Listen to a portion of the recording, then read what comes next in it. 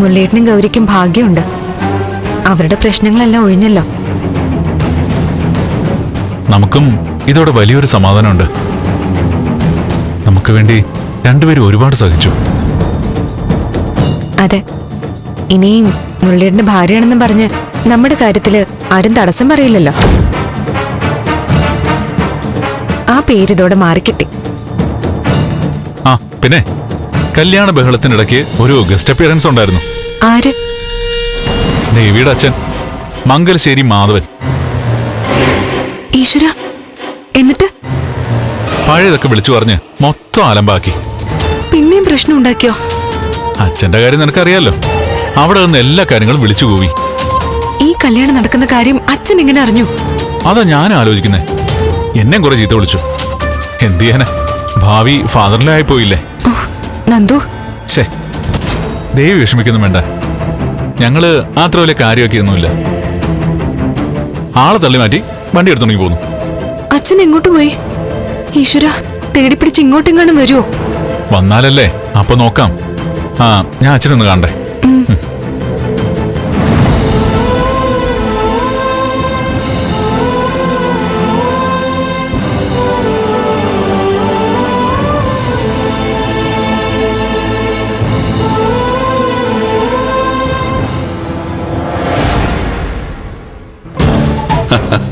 പോടാ അവിടുന്ന്. കല്യാണം വലിയ ആർഭാടമായിട്ടൊന്നും വേണ്ടെന്നാ തീരുമാനം. ആ, റിസപ്ഷൻ നമുക്ക് ഗംഭീരമാക്കാം.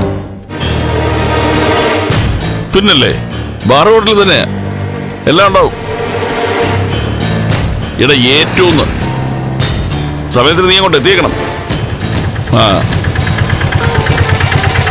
എടാ, ഞാൻ വിളിക്കാം.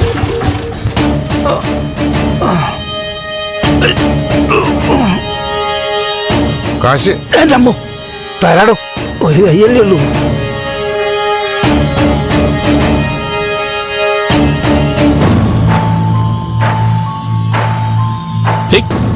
മാധവട്ട, ഇതെന്ത് പറ്റി?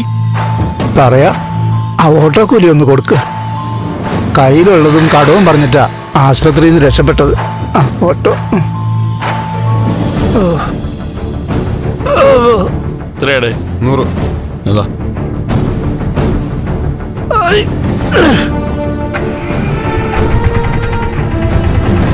അല്ല, ഇതെന്താ പറ്റിയെന്ന് പറ. ഒന്നും പറയണ്ട, കഷ്ടകാലത്തിനാ ആ രജിസ്റ്റർ ഒന്ന് നോക്കാൻ തോന്നിയത്. ഏത് രജിസ്റ്റർ? പറഞ്ഞില്ലേ, ദേവികയുടെ കല്യാണത്തിന്റെ.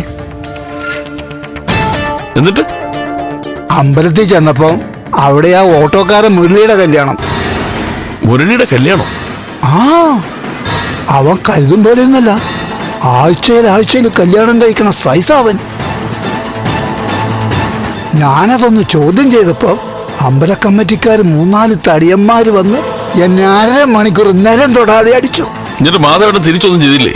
ഒന്ന് പോകാർത്തികയ, നിരത്ത് നിർത്തിയാലല്ലേ. എന്റെ കൈ പിടിച്ച് വളച്ച് ഒടിച്ച് അവന്മാര് കൊതി തീരുമ്പോഴേ എന്നെ പന്ത് തട്ടും പോലെ തട്ടിക്കളിച്ചു. ഒന്ന് പിടിച്ചു മാറ്റാൻ പോലും ആരും വന്നില്ല കാർത്തികേയ. എന്നിട്ട് തല്ലി ആളെ കണ്ട തിരിച്ചറിയോ? അറിയാം, ഉള്ളിൽ ചില്ലിട്ട് വെച്ച പോലെ അറിയാം. ഇങ്ങ് വാ, ഒന്ന് ഹോസ്പിറ്റലിൽ അഡ്മിറ്റ് ആവും, കേസ് കൊടുക്കാം. അയ്യോ വേണ്ട. അതെന്താ? അമ്പലത്തിൽ കള്ളു കുടിച്ചോണ്ട് കയറി കാണിക്ക വഞ്ചി കുത്തി തുറന്ന് മോഷ്ടിക്കാൻ ശ്രമിച്ചു എന്നും പറഞ്ഞ് അവന്മാര് കേസ് കൊടുത്തിട്ടുണ്ട്. അതുകൊണ്ട് നമുക്കിത് കോംപ്രമൈസ് ആക്കാം. പോലീസിന്റെ ഇടിയും കൂടി ഇനി കൊള്ളാൻ വയ്യ. ആ, അതൊക്കെ ഞാൻ സെറ്റ് ചെയ്തോളാം. ആ പിന്നെ മുരളി വേറെ കെട്ടിയ സ്ഥിതിക്ക് ദേവിക ഇങ്ങോട്ട് തിരിച്ചു വരും. അതെങ്ങനെ? കാർത്തികേയന്റെ മോഹം അവളായിരുന്നല്ലോ. തിരിച്ചു വന്നാ കാർത്തികേയൻ അവളെ കല്യാണം കഴിക്കാം. ഇനി അവളോടൊപ്പം പറയാൻ പോണില്ല. തിരിച്ചു വന്നാ ഈ മുറ്റത്ത് കാലൂത്തിക്കില്ലേ? കണ്ട അലവലാദികളുടെയൊക്കെ പുറത്തെ പെണ്ണിനെ ഇനി എന്റെ തലയെ കെട്ടിവെക്കാനാണോ തന്റെ പരിപാടി? ഇനി എനിക്ക് അവളെ വേണ്ട, തനിക്കും വേണ്ട. അല്ല കാർത്തിക, താനിനി ഒന്നും പറയണ്ട. കൈയും കാലുമോ കെട്ടിവെച്ചോണ്ട് നിൽക്കല്ലേ? പോയി റെസ്റ്റ് എടുക്ക്. ഇത്താപ്പി വരട്ടെ. ഇനി ഇവിടുത്തെ കാര്യങ്ങള് ഇത്താപ്പി നോക്കിക്കോളൂ. ചെല്ല്.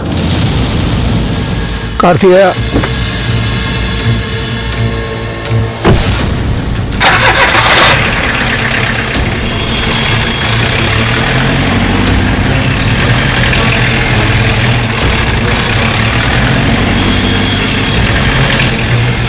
ദൈവമേ, ജയിലിൽ നിന്ന് നേരെ ഇങ്ങോട്ട് കയറി വന്ന എന്തൊക്കെ കാട്ടിക്കൂട്ടുവാവോ ഈശ്വര.